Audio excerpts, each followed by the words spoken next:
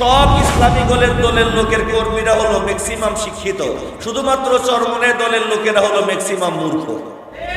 আমাদের মূল চিন্তা হলো ডাইরেক্ট কোরআন হাদিসের বিরুদ্ধে যে পর্যন্ত না বলবে সে পর্যন্ত তার বিরুদ্ধে ওইভাবে আমরা কেউ অবস্থান নিব না। আপনি হয়তো বা বলতে পারেন যে হুজুর তারপরও তো তাদের এত সমস্যা, পৃথিবীতে সমস্যার বাহিরে কেউ নেই।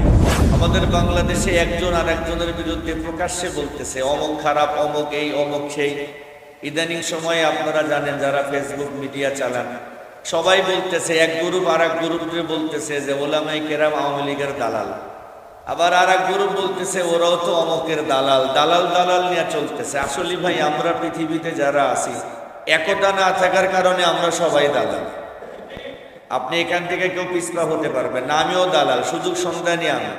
মুসিবত যতক্ষণ পর্যন্ত ঘাড়ে না আসে ততক্ষণ বিপক্ষে থাকে, মুসিবত চাপলেই আমি ওটার পক্ষ হয়ে যাই। এটা আমাদের দেশের সিস্টেম আর কি।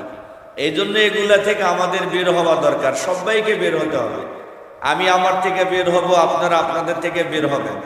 আজকে বর্তমান বাংলাদেশের সবচেয়ে কমন একটা বিষয় চলতেছে, সেটা হলো চরমনাই পীর সাহেব হুজুরকে নিয়ে চলতেছে। আমি আগে আপনাদেরকে বলি, আমি কিন্তু চরমনাই পীরের মুরিদ না, আমি একজন সমর্থন, তাকে আমি সমর্থন করি। শুধু চরমনাই পীর না, বাংলাদেশে যত আহলে হক ওলামায়ে কেরামের দল আছে সবাইকে আমরা সমর্থন করি। এটা ইমানের দাবি। হয়তোবা কাউকে একটু বেশি করি, কাউকে একটু কম করি, এটা আমাদের হবেই। একগুলো উঠে লাগছে চরমনাই পীরের বিরুদ্ধে। শোনেন, চরমনাই পীরের যদি হাজারো ভুল থাকে অবশ্যই তাকে আপনি সংশোধন করার অধিকার রাখেন, তবে তাকে ধুলিস্যাৎ করে দেওয়া, মুছে দেওয়ার চিন্তা ভাবনা এটা আমাদেরকে বাদ দিতে হবে। কেন? আজকে আপনি দেখেন চরমনাইতে কারা যায়? রিক্সাওয়ালা, ভ্যানওয়ালা, গার্মেন্টসের শ্রমিক, যারা জীবনে আলিফ পড়তে জানতো না, কেমনে ঢিলা ধরতে হয়, পেশাব করতে হয়, তারা কিভাবে আল্লাহকে সেজদা দিবে কিছুই জানতো না, মদখোর, এই সকল মানুষগুলা চরমনাই যায় তারা ভালো মনে করে হোক, যেই মনে করে হোক, খারাপের পথ বাদ দিয়ে আজকে তারা ভালো রাস্তায় চলতেছে। মাথার ভিতরে পাগড়ি দিয়ে চলতেছে, সুন্দর পাঞ্জাবি লাগায় চলতেছে, টুপি পরে চলতেছে, ঢিলাগুলো ব্যবহার করতেছে, মিসওয়াক করতেছে, হালালকে হালাল জানতেছে, হারামকে সে হারাম জানতেছে। বাস এতটুকুই আপনার জন্য যথেষ্ট। আজকে যদি এই ওলামায়ে কেরাম না থাকতেন, এই সহজ সরল এই মূর্খ মানুষগুলাকে কিভাবে আপনি দিনের পথ দেখাইতেন? বলেন কথাটা, আপনি কিভাবে আপনি দেখাইতেন? হ্যাঁ, সবার মত সবার মতের সাথে মেলে না। এখানে যুবক ভাই আপনারা আছেন, আপনার বাবার সাথে আপনার মতের তেমন কোনো মিল নাই। বলেন মিল আছে কি? মিল নাই। ছেলের সাথে বাবারই মিল নাই, ভাইয়ের সাথে ভাইয়ের মতের মিল নাই, মার সাথে মেয়ের মতের মিল নাই, বিবির সাথে স্বামীর মতের মিল নাই। আজকে পৃথিবীতে আমাদের এরকম ভাবে চলতেছে। আমরা ফেসবুক চালাই, কিন্তু এটা খুব মনে দিলের কষ্টটা আপনাদের সামনে বলতেছি আর কি। না ভাই, এখান থেকে আমরা পিছপা হই। চরমনাই সবকিছু যে আপনার ভালো লাগবে এরকম না, কিন্তু আপনার চিন্তা ওনার এই কথাটা আমার ভালো না লাগুক, কিন্তু সবচেয়ে বড় যেটা বিষয়, উনি সাধারণ মানুষদেরকে নিয়ে কাজ করতেছেন। বাহরহাল আপনারা কেউ আমার কথায় কেউ বেজার হবেন না।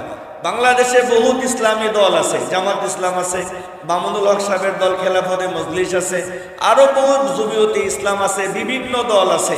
আপনারা আমার সাথে সামনাসামনি যদি আলোচনা করতে চান, আপনি দেখবেন সব ইসলামী দলের লোকের কর্মীরা হলো ম্যাক্সিমাম শিক্ষিত, শুধুমাত্র চরমনাই দলের লোকেরা হলো ম্যাক্সিমাম মূর্খ।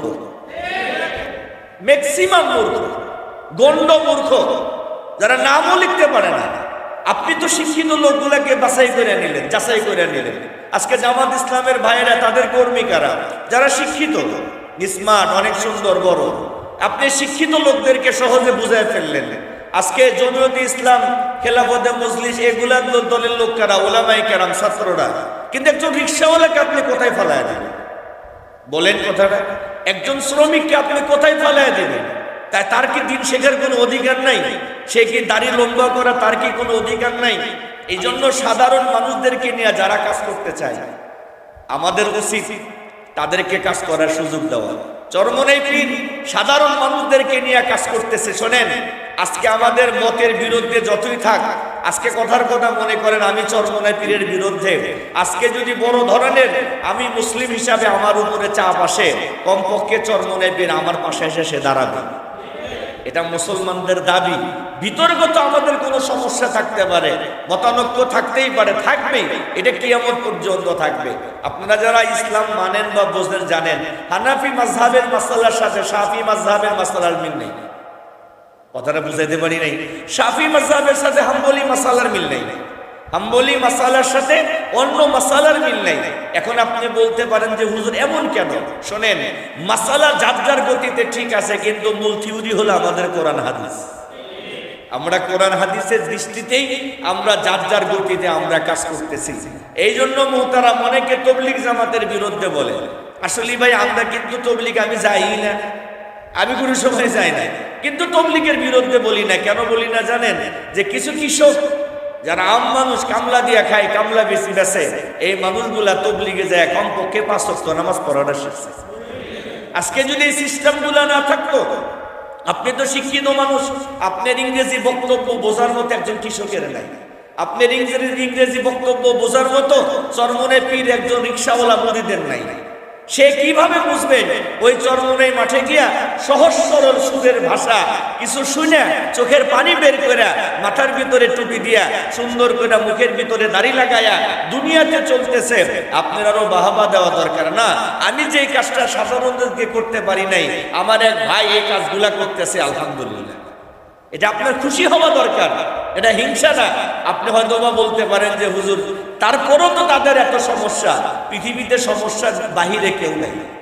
এই জন্য আল্লাহ পাক বর্তমান সময়ে যারা এই ফিতনা নিয়ে বিভিন্ন বিষয় নিয়ে আসেন, আল্লাহ পাক যেন এগুলা থেকে সবাইকে হেফাজত করে। সবাই বলি আমিন। আমাদের মূল চিন্তা হলো ডাইরেক্ট কোরআন হাদিসের বিরুদ্ধে যে পর্যন্ত না বলবে, সে পর্যন্ত তার বিরুদ্ধে ওইভাবে আমরা কেউ অবস্থান নিব না। কেউ যদি ডাইরেক্ট কোরআন হাদিসের বিরুদ্ধে অবস্থান নেয়, সে যদি আমার বাবাও হয়, তাকে আমরা ছাড় দিব না। আল্লাহ যেন আপনাদের সবাইকে এই কয়েকটা কথা বোঝার মতো এবং বুঝে চলার জন্য আল্লাহ পাক তৌফিক দান করেন। সবাই বলি আল্লাহুম্মা আমিন।